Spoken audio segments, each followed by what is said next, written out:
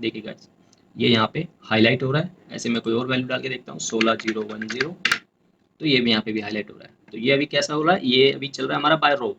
ठीक है, हमने रो को क्या किया है। अच्छा, मैं इस फॉर्मूले को दोबारा से देखना चाहता हूँ, तो क्या करना होगा, कंडीशनल फॉर्मेटिंग में जाके यहाँ नीचे अब मैनेज है, आप न्यू रूल में नहीं जाओगे, आपको वही फॉर्मूले में कुछ एडिट करना है, देखना है। तो वेलकम है गाइस आपका फिर से एक बार दूसरे टॉपिक के ऊपर। आज का टॉपिक हमारा है कि हम रूल के बारे में डिफाइन करेंगे। इससे पहले हमने पिछली क्लासों में कंडीशनल फॉर्मेटिंग के बारे में सिर्फ हमने ये सब किया था कि भाई हाईलाइट सेल्स रूल्स ये सब देखे थे, टॉप एंड बॉटम देखे थे, डेटा और कलर स्केल, आइकन सेट्स वगैरह ये सब के बारे में नॉलेज ली थी। आज हम बात करेंगे कंडीशनल फॉर्मेटिंग के अंदर ये एक न्यू रूल का ऑप्शन है। इस रूल से हम क्या कर सकते हैं। इस रूल से हम करने फिलहाल ये वाले हैं कि जैसे कि मेरे ये सामने शीट आपको दिखाई दे रही है, इसमें employ code, employ name, product year, sale ये सब है। मैं चाहता हूँ कि मैं जैसे ही यहाँ पे इस सेल के अंदर इस पहले वाली रो का कोई डेटा या इस पहले वाले कॉलम का कोई डेटा अगर यहाँ पे डालूँ, तो वो या तो वो कॉलम वाइज ऐसे हाईलाइट हो जाए या फिर वो ऐसे रो वाइज ऐसे हाईलाइट हो जाए। ठीक है, तो आज हम ये करने वाले हैं, तो लेट्स गो गाइस।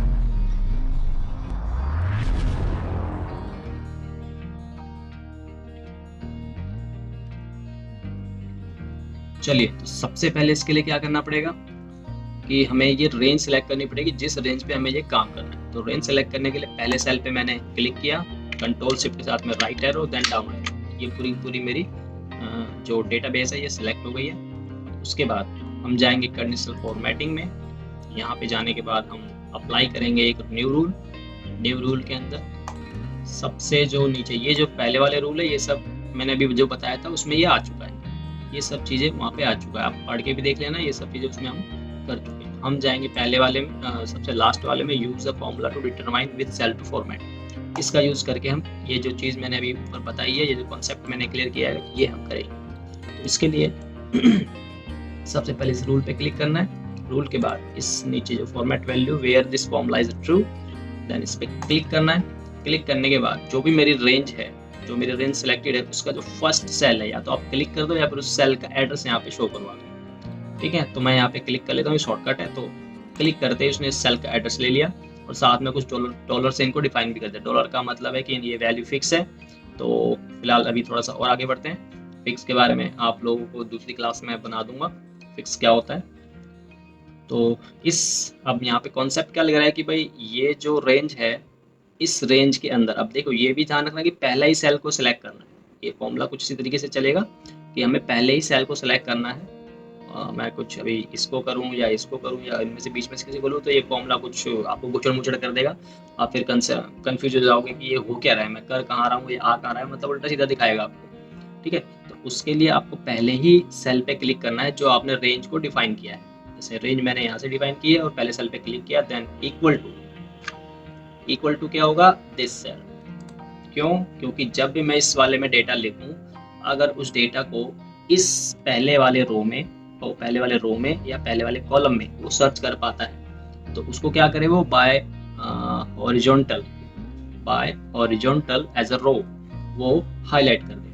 मैं यहाँ पे ये देने वाला हूँ। तो फॉर्मेटिंग दे देते हैं। अभी तो फिलहाल में ये अपना इक्वल टू हमने कर दिया है, तो ये इसको क्या करेगा, सर्च करेगा और फिर उसको ऐसे हॉरिजॉन्टल में हाईलाइट करेगा। वो भी देखते हैं, पहले हम इसको फॉर्मेट देते हैं कि ये हो हाईलाइट कैसे हो। तो फॉर्मेट में जाते हैं, फिल कलर में जाते हैं, हम यहाँ पे ग्रीन लगाते हैं और फॉन्ट में हम जाके इसको थोड़ा सा बोल्ड कर देते हैं, ओके करते हैं। फिलहाल अभी यहाँ पे कुछ नहीं होने वाला। यहाँ पे होगा कब कि मुझे इसको क्या करना है, बाय हॉरिजॉन्टल मतलब रो, ये 2 नंबर जो रो है इसको हाईलाइट करवाना है। जैसे मैं यहाँ पे कुछ भी लिखूँ, जैसे 12500, तो मैंने इसका लिखा हुआ है, यहाँ से भी हाईलाइट नहीं होगा, जब मैं चेंज करूँगा तब होगा। तो यहाँ पे करना क्या है कि मुझे रो को फ्लो करना है, तो रो के आगे का जो डॉलर है, ये जो डॉलर है ये मुझे डिलीट करना पड़ेगा। ठीक है, कॉलम के आगे का जो डॉलर है वो लगाना, वो सही है, क्योंकि कॉलम अगर नहीं लगाऊंगा तो ऐसे कॉलम को भी फ्लो करेगा तो वो डिस्टर्ब हो जाएगा। तो मुझे रो को फ्लो करवाना है, तो यहाँ पे मैंने किया ओके। और यहाँ पे मैं कोई वैल्यू डाल के देखता हूँ 16003। देखिएगा ये यहाँ पे हाईलाइट हो रहा है। ऐसे मैं कोई और वैल्यू डाल के देखता हूँ 16010, तो ये भी यहाँ पे भी हाईलाइट हो रहा है। तो ये अभी कैसा हो रहा है, ये अभी चल रहा है हमारा बाय रो।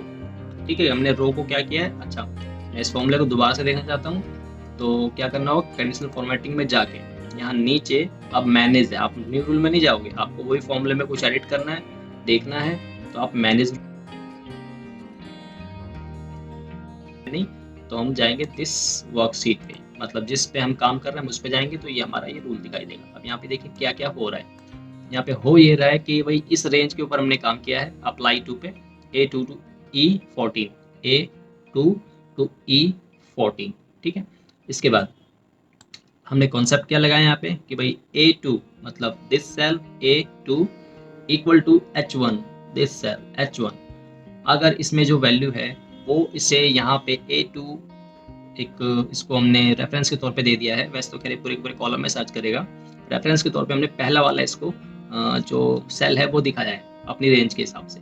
तो इसमें अगर ये सर्च करेगा तो फिर उसको ऐसे हाईलाइट करे, मतलब बोल्ड कर दे, प्लस में उसके बैकग्राउंड में ये ग्रीन कलर भर दे, ठीक है। ये यहाँ पे छोटा सा कॉन्सेप्ट है। अच्छा, अभी ये क्या हो रहा है कि हॉरिजॉन्टल रन कर रहा है। अगर मैं चाहता हूँ कि भाई मैं इस सेल में कुछ भी लिखूँ, तो पहले वाला जो मेरा रेंज का जो पहला रो है उसमें से मैं ये मोहन कीबोर्ड या 91 1995 या 12 5000 ये सब कुछ भी लिखूँ तो वो ऐसे कॉलम वाइज हाईलाइट करें। तो इसका ठीक उल्टा कर देंगे, हम इस डॉलर को यहाँ की बजाय हम रो पे लगाएंगे, यहाँ लगाएंगे। तो अभी क्या करेगा कि वो कॉलम को फ्लो करेगा, जैसे ए के आगे से हमने डॉलर हटा दिया तो अभी क्या करेगा, ए वाले कॉलम को फ्लो करेगा, बी वाले को फ्लो करेगा, सी वाले को फ्लो करेगा, ऐसे ही आगे बढ़ेगा। तो एक बार करके देखते हैं और डेटा भी चेंज करेंगे। तो ओके किया, अप्लाई किया, अभी कुछ नहीं किया क्योंकि डेटा हमारा पहले वाले रो के हिसाब से नहीं है, तो हम यहाँ पे पहले वाले रो के हिसाब से कोई भी डेटा फिल कर लेते हैं। मैं कहता हूँ 1995, देन देखिए, ठीक है। ऐसे ही मैं कीबोर्ड लिखता हूँ यहाँ पे मैजिक, देन यहाँ पे मैं लिखता हूँ 16003 एंड मैजिक। तो फ्रेंड्स ये वाला कॉन्सेप्ट अभी आपको क्लियर हुआ होगा। चलिए तो आगे बढ़ते हैं किसी और टॉपिक पे।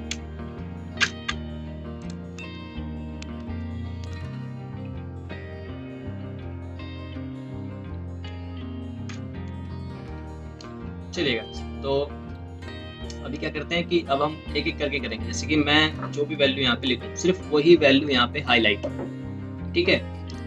मैं जो भी वैल्यू इसके अंदर लिखूँ, इसके H1 के अंदर वही वैल्यू खाली हाईलाइट हो। तो वहाँ पे क्या करना पड़ेगा, मैं पहले ये रूल हटा लेता हूँ, क्लियर फॉर्मेट। इसमें क्या करना पड़ेगा, अभी हमने क्या किया था, जो रूल लिया था, पहले मैं रेंज सेलेक्ट करता हूँ, condition formatting view rule, then determine formula, first cell equal to this cell, and then ये जो डॉट और फॉर्मेट कर लेते हैं पहले। ये मैं करना क्या है, मैं इस बार रेड कलर नहीं येलो कलर देता हूँ, और फॉन्ट का जो कलर मैं ब्लैक तो ठीक ही है, और बोल्ड कर देता हूँ, ठीक, ओके।